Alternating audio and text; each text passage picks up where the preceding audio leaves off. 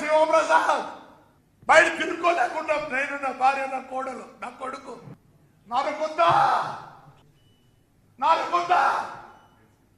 ఏం నువ్వు ఎస్పీ నువ్వు డీడీసీ అయితే నీకు లేరా నీకు ఎవరు లేరా ఇంట్లో నరుకుందా బ్రేక్ ఇన్స్పెక్టర్లు కేసు రాసినవాడు ముందు పై ఆ బస్సులు గిస్సులు అన్ని వేసి రిపేర్ చేసాం పెట్టండి నరుకుతా ఏం చేస్తారా లే శివప్రసాద్ డీటీసీ ఇప్పుడు ఏడే ఉంటావు నీ బతుకు తెలుస్తా 392 చేస్తే ఏమైతే 90 రోజులు చార్జ్షీట్ పై లేకపోతే బయటకు వస్తా జిఎస్టీ కట్టామరా నీ అమ్మ నా కొడక ఈ గడ్డ ఏందనుకుంటారు ఏదో నా కొడుకు ఎమ్మెల్యే కావాలనో మా చంద్రబాబు నాయుడు గారు సీఎం కావాలని ముక్కోలే ఒక్కొక్క ఇంటికి ఒక కథ ఉంది లే కమిషనర్లో పోతారా ఎవరిని స్పేర్ చేయను అట్టిగా అయితే అది ఆడిది మీరు రిక్వెస్ట్ చేసిందమ్మా నువ్వు ఇంట్లో కులుకుతావా కులుకుదులే నేను అంటే చాలు నాకు నేను జనం ఎవరికి వెళ్ళారో 2 రోజుల లోపల కాలు పట్టుకొని మొత్తం నా బండ్లు రిపేర్ చేయాల్సింది అందరూ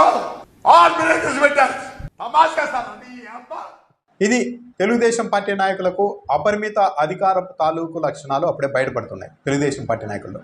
మొన్న అచ్చెన్నాయుడు, నిన్న చింతకాయల అయ్యన్న పాత్రుడు, ఈరోజు జేసీ ప్రభాకర్ రెడ్డి కొంత మరీ ఎక్స్ట్రీమ్గా వెళ్ళిపోయారు. ఆయన అధికారులను ఉద్దేశించి వాడు వీడు నరికేస్తా నా లైఫ్ ఎలాగైపోయింది 302 పెడితే 90 రోజుల్లో అంటే మర్డర్ కేసు పెడితే 90 రోజుల్లో బయటకు వచ్చేస్తా అంటూ వార్నింగ్ ఇచ్చారు. గతంలో తన బస్సుల్ని వైఎస్ఆర్ ప్రభుత్వంలో తన బస్సుల్ని సీజ్ చేశారు అన్నది జేసీ ప్రభాకర్ రెడ్డి కోపానికి కారణం. ఒక మహిళా అధికారిని ఉద్దేశించి అది ఆడది ఇంట్లో కులుకుతుంది ఇప్పుడు కులుకుదూలే అంటూ ఒక మహిళా అధికారిని ఉద్దేశించి ప్రభాకర్ రెడ్డి మాట్లాడారు. బ్రేక్ ఇన్స్పెక్టర్లు ఏమనుకున్నారా నా కొడకల్లారా, మీకు పెళ్ళాం పిల్లలు లేరా, కాళ్ళు పట్టుకొని 2 రోజుల్లో వచ్చి నా కాళ్ళు పట్టుకొని బస్సులన్నీ రిపేర్ చేయాలి అంటూ కూడా బ్రేక్ ఇన్స్పెక్టర్లకు వార్నింగ్ ఇచ్చారు. దాదాపు 50 లక్షల రూపాయల నష్టం జరిగింది నాకు, బస్సులన్నీ తుప్పుపట్టి బ్రేక్ ఇన్స్పెక్టర్ 10 రోజులుగా ఆ డబ్బులన్నీ చెల్లించాలి, లేకుంటే మీ ఇళ్ల ముందు కూర్చొని మరీ వసూలు చేస్తా అంటూ బ్రేక్ ఇన్స్పెక్టర్లకు వార్నింగ్ ఇచ్చారు ప్రభాకర్ రెడ్డి. తమాషా చేస్తున్నారా నీ అమ్మ నా కొడకల్లారా అంటూ కూడా మాట్లాడారు.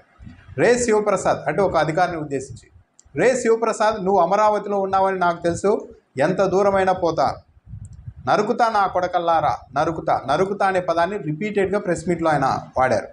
నువ్వు ఎస్పీ అయితేనేమి డీటీసీ అయితేనేమి మీ ఇంట్లో ఎవరు ఉండరా, నరుకుతా బ్రేక్ ఇన్స్పెక్టర్లు మీ అందరినీ నరుకుతా, ఏం చేస్తారా మీరు, 302 కేసు పెట్టినా 90 రోజుల్లో బయటకు వస్తా, అంటే మర్డర్ కేసు పెట్టినా 90 రోజుల్లో బయటకు వచ్చేస్తా, 10 రోజుల్లో అందరిపైన సస్పెన్షన్ వేటు వేయాలి, బండ్లు రిపేర్ చేసి ఇవ్వాలి అని కూడా అధికారులను ఉద్దేశించి వార్నింగ్ ఇచ్చారు.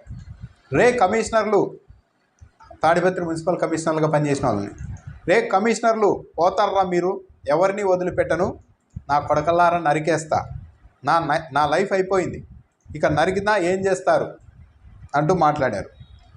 నేను అంటే చాలు, నాకున్నంత జనం ఎవరికీ లేరు, అంటే నరకడానికి ఇలాంటి దానికి నాకున్నంత బలం ఎవరికీ లేదు అని కూడా ప్రభాకర్ రెడ్డి చెప్తున్నారు.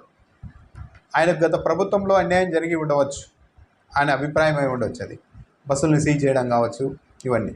కానీ అధికారులను ఇంత పబ్లిక్గా ప్రెస్ మీట్ పెట్టి ఒక సీనియర్ నాయకుడు, అధికార పార్టీకి చెందిన నాయకుడు నరికేస్తా, 302 కేసు పెడితే 90 రోజుల్లో నాకు బెయిల్ వస్తుంది, ఎస్పీ అయితేనేమి మీరు ఏ అధికారి అయితేనేమి మీ ఇంట్లో పిల్లలు లేరా, పెళ్ళాం లేదా అంటూ మాట్లాడడం మాత్రం ఒక రకంగా ఇదంతా దిగ్భ్రాంతి కలిగించేది. తెలుగుదేశం పార్టీ మొన్నటి వరకు జగన్మోహన్ రెడ్డి ప్రభుత్వంలో ఉద్యోగుల్ని వేధిస్తున్నారు అంటూ ప్రచారం చేశారు. కానీ అధికారం చేపట్టి 15 రోజులకే వరుస పెట్టి వార్నింగ్లు. పసుపు బిల్ల పెట్టుకొని వెళ్ళండి, ఏ అధికారైనా కుర్చీ వేసి టీ ఇచ్చి మీ పని చేయాలి, ఎవడన్నా ఒకడో ఇద్దరు మాట వినకపోతే వాళ్ళకి ఏం జరుగుతుందో వాళ్ళకి తెలుసు అని అచ్చెన్నాయుడు అన్నారు. ఇక నేను అనకాపల్లిలో అయితే చింతకాయల అయ్యన్న పాత్ర నడి రోడ్డు మీద ఇష్టానుసారం బూతులు తిట్టారు. ఇక ఈరోజు ప్రభాకర్ రెడ్డి అయితే బూతులు కాదు కానీ ఏకంగా నరికేస్తా, కేసు పెట్టినా బయటకు వచ్చేస్తా అంటూ మాట్లాడుతున్నారు. మరి మున్ముందు ఇంకా ఎలాంటి పరిణామాలు చూడాలో మరి.